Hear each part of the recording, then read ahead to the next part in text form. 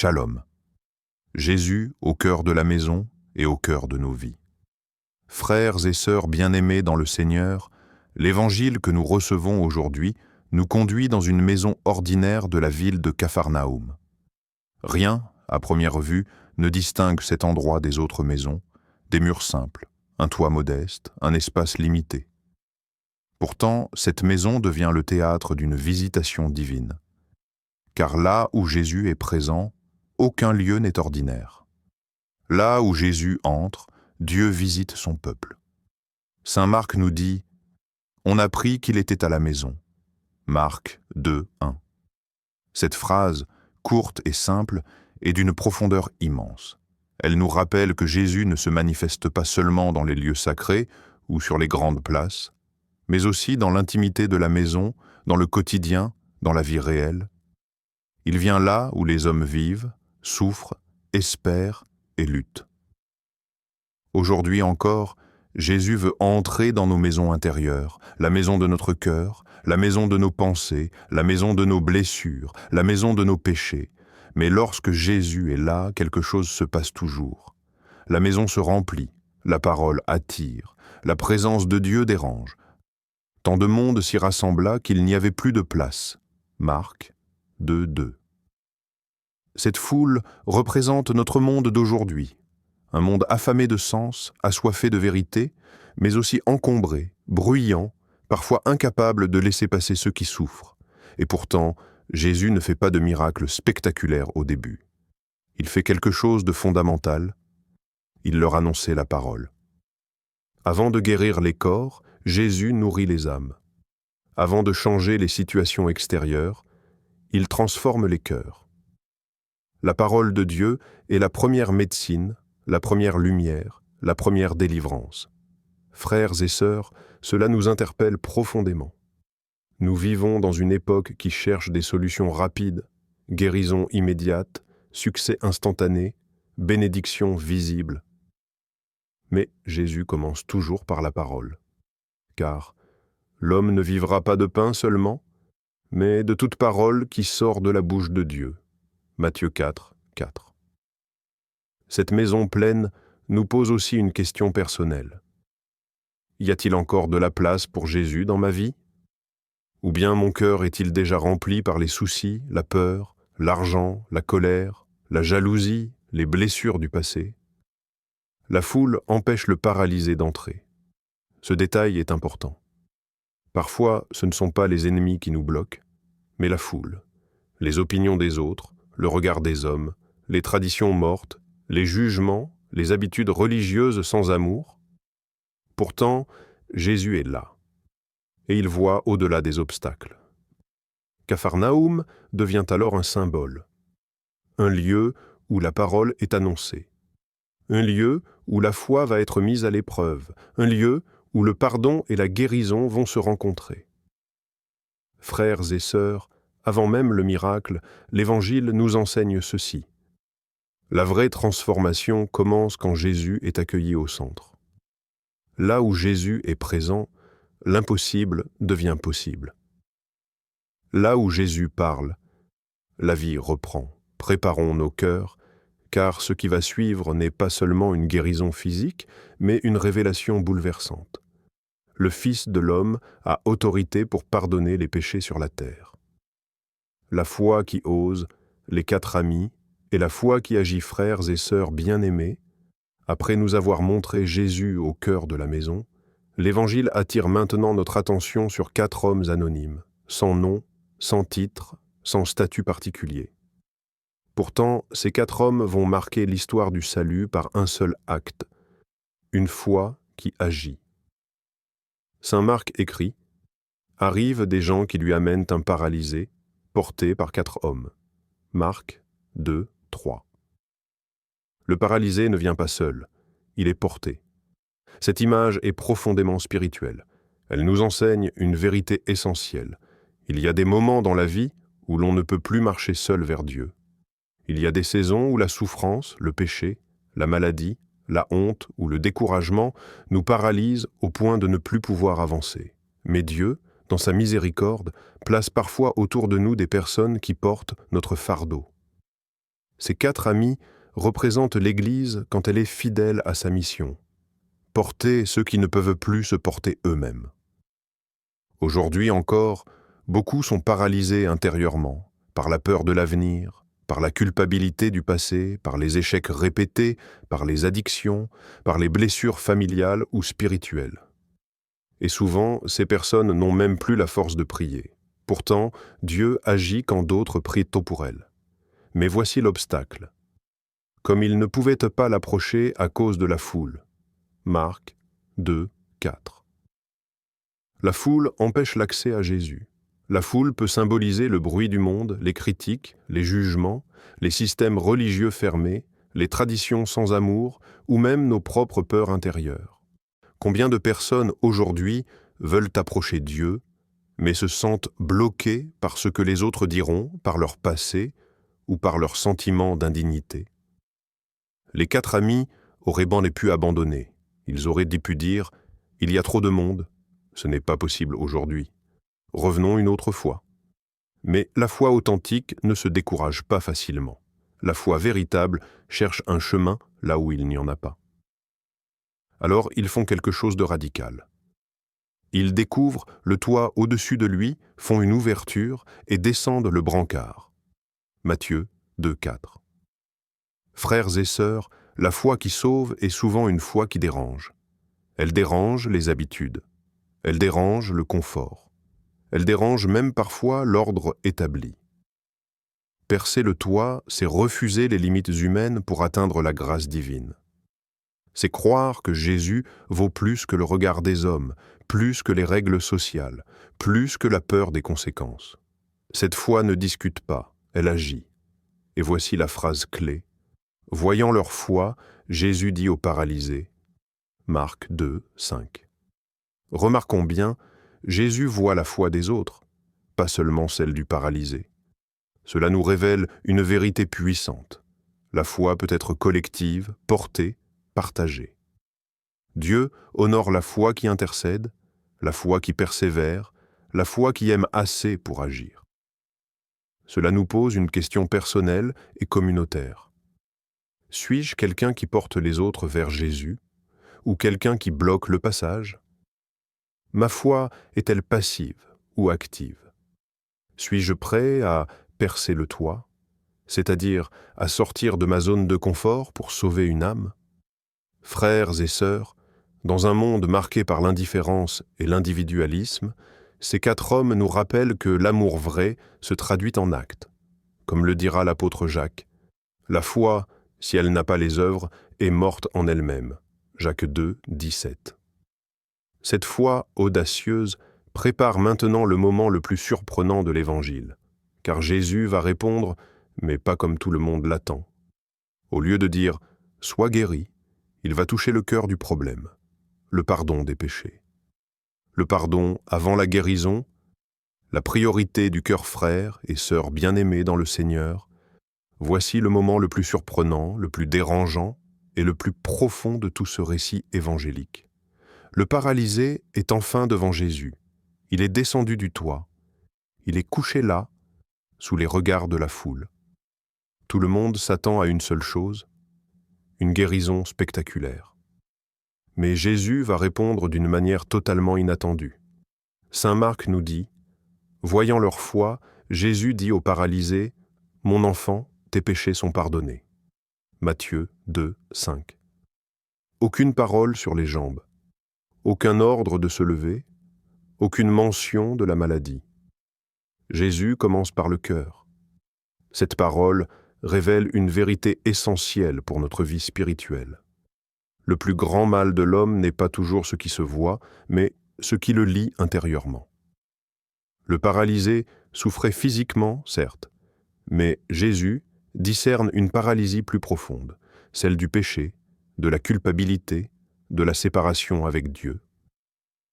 Aujourd'hui encore, beaucoup demandent à Dieu de changer leur situation extérieure, guérir le corps, résoudre un problème financier, restaurer une relation, ouvrir une porte professionnelle. Mais Jésus, dans son amour parfait, commence par ce qui est éternel, car un corps guéri peut encore mourir, mais un cœur pardonné reçoit la vie éternelle. En disant « Mon enfant », Jésus révèle la tendresse du Père. Il ne parle pas comme un juge, mais comme un Père plein de miséricorde. Le pardon n'est pas une condamnation, c'est une adoption. Jésus ne rappelle pas les fautes passées, il les efface. Il ne demande pas d'explication, il accorde la grâce. Frères et sœurs, cette parole nous concerne tous. Nous portons parfois des fardeaux invisibles, des péchés anciens jamais confessés, des regrets profonds, une honte silencieuse, une culpabilité qui ronge l'âme. Et cette culpabilité paralyse plus que n'importe quelle maladie. Elle empêche de prier librement. Elle empêche de servir Dieu avec joie. Elle empêche d'avancer. Jésus nous rappelle ici une vérité capitale, le pardon est la première guérison. Mais cette parole provoque un scandale. Les scribes, assis là, raisonnent en eux-mêmes. Qui donc peut pardonner les péchés, sinon Dieu seul ? Marc 2, 7. Ils ont raison, mais sans le savoir, ils confessent la divinité de Jésus. Car en pardonnant les péchés, Jésus ne parle pas au nom de Dieu comme un prophète. Il agit avec l'autorité de Dieu lui-même. Le problème des scribes n'est pas théologique seulement, il est spirituel. Ils voient d'un biais le miracle potentiel, mais leurs cœurs sont fermés. Ils connaissent la loi, mais ils ne reconnaissent pas la grâce. Ils analysent, mais ils ne croient pas. Frères et sœurs, attention. On peut être proche de Jésus physiquement et pourtant loin de lui intérieurement. On peut entendre la parole et résister à la vérité. Le plus grand obstacle au pardon n'est pas le péché, mais l'orgueil. Jésus, percevant leurs pensées, va maintenant poser une question décisive. Qu'est-ce qui se dit est le plus facile ? Dire « Tes péchés sont pardonnés » ou dire « Lève-toi et marche » Matthieu 2, 9. Cette question révèle que le pardon est invisible, mais réel, tandis que la guérison est visible, mais secondaire. Jésus va accomplir le miracle visible pour prouver l'autorité invisible. Mais avant cela, retenons cette leçon essentielle pour notre vie. Dieu veut d'abord guérir ton cœur avant de changer ta situation. Dieu veut d'abord te libérer intérieurement avant de te relever extérieurement. Le pardon n'est pas la fin, c'est le commencement. Dans la section suivante, nous verrons comment Jésus va démontrer publiquement son autorité divine, en ordonnant aux paralysés de se lever, et comment cette autorité transforme totalement la vie de l'homme. L'autorité du Fils de l'homme face aux doutes et aux blasphèmes frères et sœurs bien-aimés dans le Seigneur, après avoir proclamé le pardon des péchés, Jésus fait face à une opposition silencieuse mais profonde. Les scribes ne parlent pas à voix haute, mais leur cœur murmure. Ils raisonnent intérieurement, doutent, accusent, et pourtant rien n'échappe au regard du Fils de l'homme.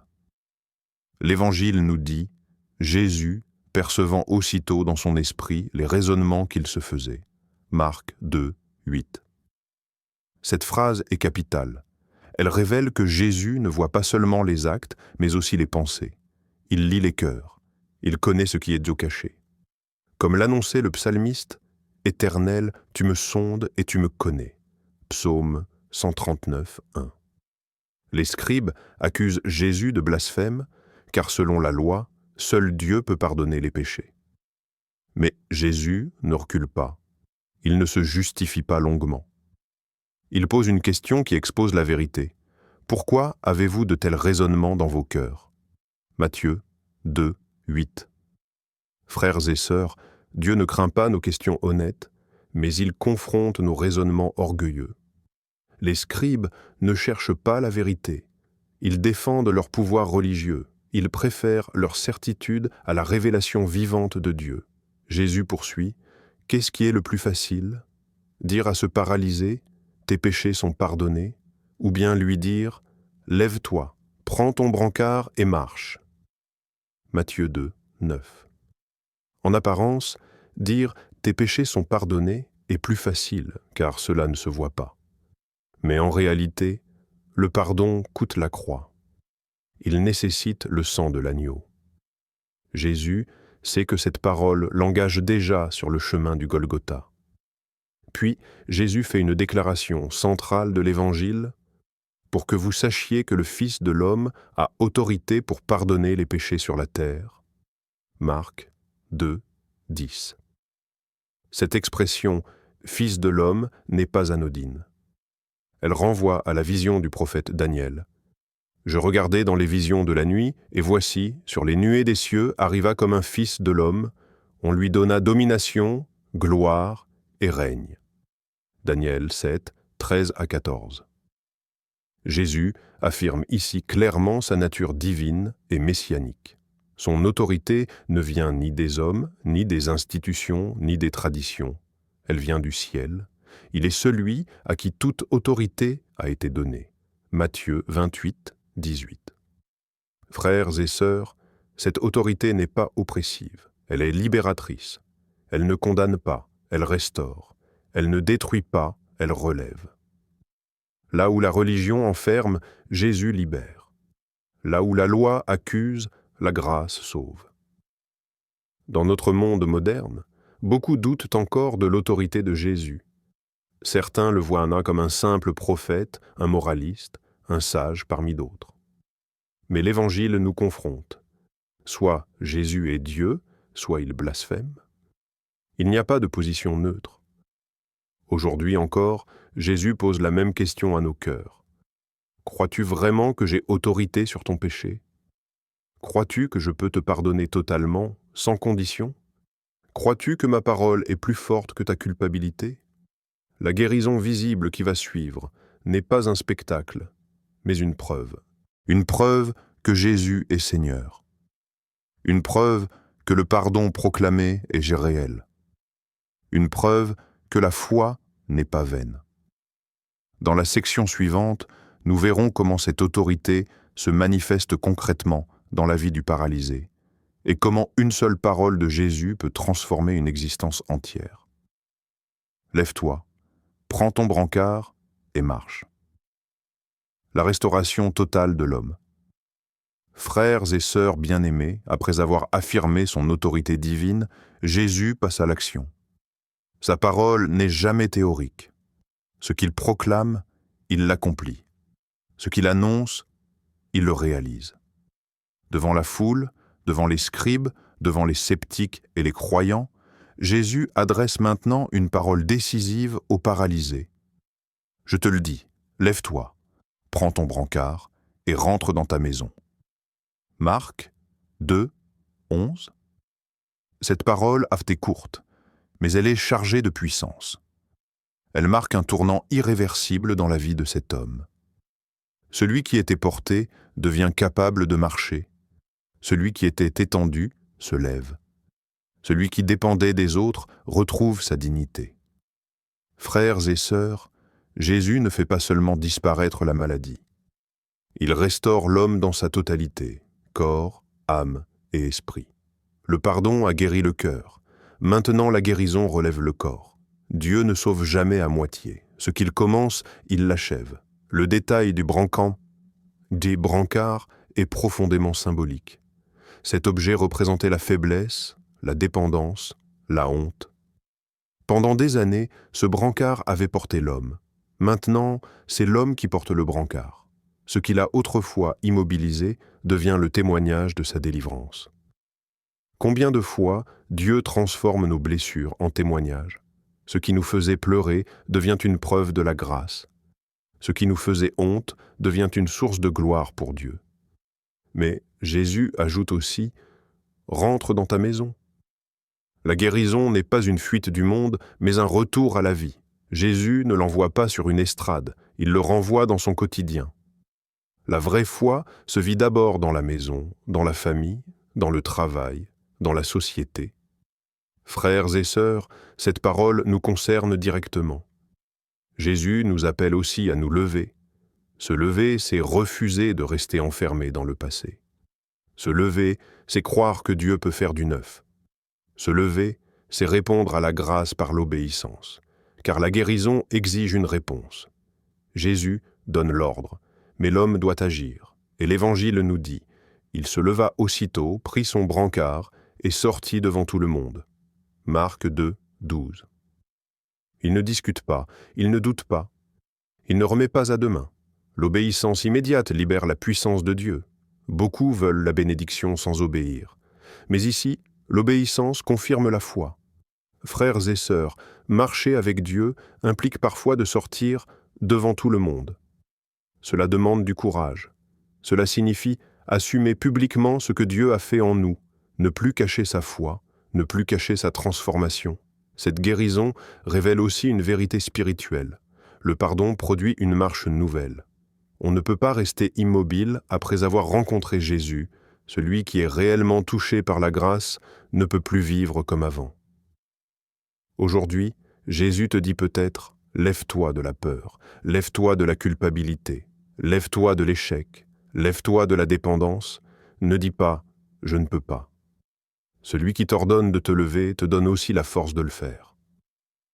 Dans la section suivante, nous verrons comment cette guérison provoque une réaction puissante dans la foule et comment elle conduit à la gloire rendue à Dieu. De la stupeur à la louange. Quand Dieu agit, tout change. Frères et sœurs bien-aimés dans le Seigneur, lorsque Dieu agit avec puissance, personne ne peut rester indifférent. La guérison du paralysé ne touche pas seulement un homme, elle bouleverse toute l'assemblée. L'Évangile nous dit « Tous étaient frappés de stupeur et rendirent gloire à Dieu, en disant « Nous n'avons jamais rien vu de pareil. » Marc 2, 12. La stupeur est la première réaction. Le silence s'installe. Les regards se croisent. Les certitudes humaines s'effondrent. Ce qui semblait impossible vient de se produire sous leurs yeux. Quand Dieu intervient, il dépasse toujours nos attentes, car ses pensées modestées ne sont pas nos pensées. Is 55, Loït. Frères et sœurs, cette stupeur est sainte. Elle était le signe que Dieu vient de reprendre sa place au centre. L'homme moderne, comme la foule de Capharnaüm, pense souvent tout comprendre, tout maîtriser, tout expliquer. Mais lorsque la puissance de Dieu se manifeste, elle nous rappelle notre limite et sa souveraineté. La guérison devient alors un témoignage public. Celui qui était porté sort maintenant par ses propres pas, devant tout le monde. La foi devient visible. La grâce devient évidente. Le miracle ne peut plus être nié. Mais remarquons bien la réaction de la foule. Ils rendent gloire à Dieu. Ils ne glorifient pas le paralysé. Ils ne glorifient pas le paralysé. Ils ne glorifient pas les 4 amis. Ils ne glorifient pas la maison. Toute la gloire revient à Dieu seul. C'est un enseignement essentiel pour notre vie spirituelle. Toute œuvre authentique de Dieu conduit à la louange. Si une action attire la gloire sur l'homme, elle n'est pas de Dieu. Là où Dieu agit, les cœurs sont tournés vers le ciel. La foule dit « Nous n'avons jamais rien vu de pareil ». Cette parole exprime l'irruption du royaume de Dieu dans l'histoire humaine. Ce qu'il voit dépasse les schémas religieux habituels. Ce n'est pas seulement une guérison, c'est une révélation. Dieu est à l'œuvre au milieu d'eux. Frères et sœurs, lorsque Dieu agit dans nos vies, il ne veut pas seulement nous bénir, il veut aussi toucher les autres à travers nous. Ton témoignage peut réveiller la foi de quelqu'un. Ta transformation peut devenir une porte d'espérance pour un cœur découragé. Cependant, cette stupeur pose aussi une question. Que faisons-nous après avoir vu la puissance de Dieu? Certains se réjouissent, mais ne changent pas. D'autres glorifient Dieu sur le moment, mais retournent à leur ancienne vie. Le vrai miracle ne se mesure pas seulement à l'émotion, mais à la transformation durable. La foule a vu, mais tous n'ont pas suivi Jésus. Voir un miracle ne suffit pas. Il faut accueillir la parole. C'est pourquoi Jésus ne cherche pas l'admiration, mais la conversion. Frères et sœurs, dans notre monde d'aujourd'hui, beaucoup cherchent des signes, des prodiges, des émotions fortes. Mais Dieu cherche des cœurs humbles, prêts à lui rendre gloire et à marcher dans l'obéissance. Cette scène nous enseigne que la gloire de Dieu est la finalité de toute grâce reçue. Lorsque Dieu nous relève, ce n'est pas pour notre orgueil, mais pour sa gloire. Lorsque Dieu nous pardonne, ce n'est pas pour nous justifier nous-mêmes, mais pour témoigner de sa miséricorde. Dans la dernière section, nous entendrons l'appel personnel de cet évangile. Ne pas seulement admirer Jésus, mais répondre à sa parole aujourd'hui. Se lever aujourd'hui et marcher dans une vie nouvelle. Il arrive un moment décisif dans la vie de toute personne, le moment où l'on comprend que rester au sol coûte plus cher que se lever. Dieu ne t'a jamais appelé à survivre dans la douleur, la peur ou la culpabilité. Il t'appelle à marcher, pas à ramper. Aujourd'hui n'est pas un jour comme les autres, c'est un jour de décision. La Bible nous rappelle une vérité puissante. Si quelqu'un est en Christ, il est une nouvelle créature. Les choses anciennes sont passées. Voici, toutes choses sont devenues nouvelles. 2 Corinthiens 5, 17.